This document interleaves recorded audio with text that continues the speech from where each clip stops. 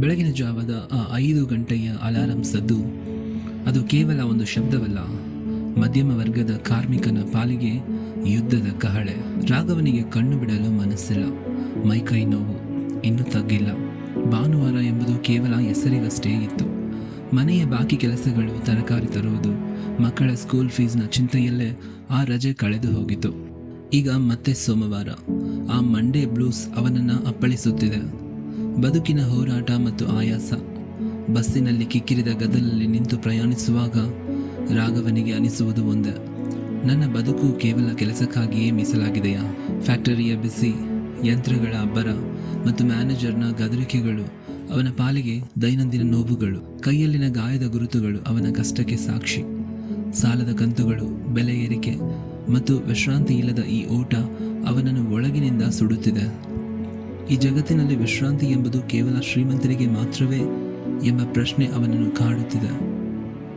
ಮಧ್ಯಾಹ್ನದ ಊಟದ ಬಿಡುವಿನಲ್ಲಿ ರಾಘವ ತನ್ನ ಹಳೆಯ ಮೊಬೈಲ್ ತೆಗೆದು ನೋಡಿದ. ಸ್ಕ್ರೀನ್ ಮೇಲೆ ಅವಳ ಮಗಳು ನಗುಮುಖದ ಫೋಟೋ ಇತ್ತು. ಅವಳು ಶಾಲೆಯ ಸಮವಸ್ತ್ರ ಧರಿಸಿ ನಗುತ್ತಿದ್ದಳು. ಪಕ್ಕದಲ್ಲೇ ಹೆಂಡತಿ ಕಳುಹಿಸಿದ ಸಂದೇಶವಿತ್ತು: ಇವತ್ತು ಮಗಳು ರ್ಯಾಂಕ್ ಬಂದಿದ್ದಾಳೆ, ಸಂಜೆ ಬರುವಾಗ ಅವಳಿಗೆ ಇಷ್ಟವಾದ ಸಿಹಿ ತಗೊಂಡು ಬನ್ನಿ. ಕ್ಷಣಾರ್ಧದಲ್ಲಿ ರಾಘವನ ಆಯಾಸ ಮಾಯವಾಯಿತು. ಸೋಮವಾರದ ನಿಜವಾದ ಸ್ಫೂರ್ತಿ ರಾಘವನಿಗೆ ಅರ್ಥವಾಯಿತು. ಸೋಮವಾರ ಎಂಬುದು ಕೇವಲ ಕಷ್ಟದ ಆರಂಭವಲ್ಲ, ಅದು ಅವನ ಕುಟುಂಬದ ಕನಸುಗಳನ್ನು ನನಸು ಮಾಡುವ ಹೊಸ ಅವಕಾಶ. ಅವನ ಬೆವರಿನ ಹನಿಗಳು ಅವನ ಮಕ್ಕಳ ಭವಿಷ್ಯದ ಅಡಿಪಾಯ.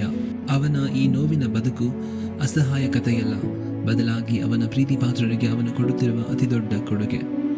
ಅವನು ಮತ್ತೆ ಎದ್ದು ನಿಂತ. ಈಗ ಯಂತ್ರಗಳ ಸದ್ದು ಅವನಿಗೆ ಕಿರಿಕಿರಿ ಅನಿಸಲಿಲ್ಲ, ಬದಲಾಗಿ ಅದು ಅವನ ಯಶಸ್ಸಿನ ಸಂಗೀತದಂತೆ ಕೇಳಿಸಿತು.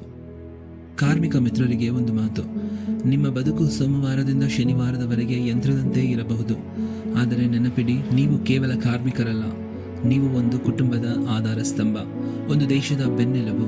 ನಿಮ್ಮ ನೋವು ವ್ಯರ್ಥವಲ್ಲ, ಅದು ನಿಮ್ಮವರ ನಗುವಿಗೆ ಕಾರಣವಾಗಿದೆ. ನಿಮ್ಮ ಕೆಲಸವನ್ನು ಗೌರವಿಸಿ, ನಿಮ್ಮನ್ನು ನೀವು ಪ್ರೀತಿಸಿ.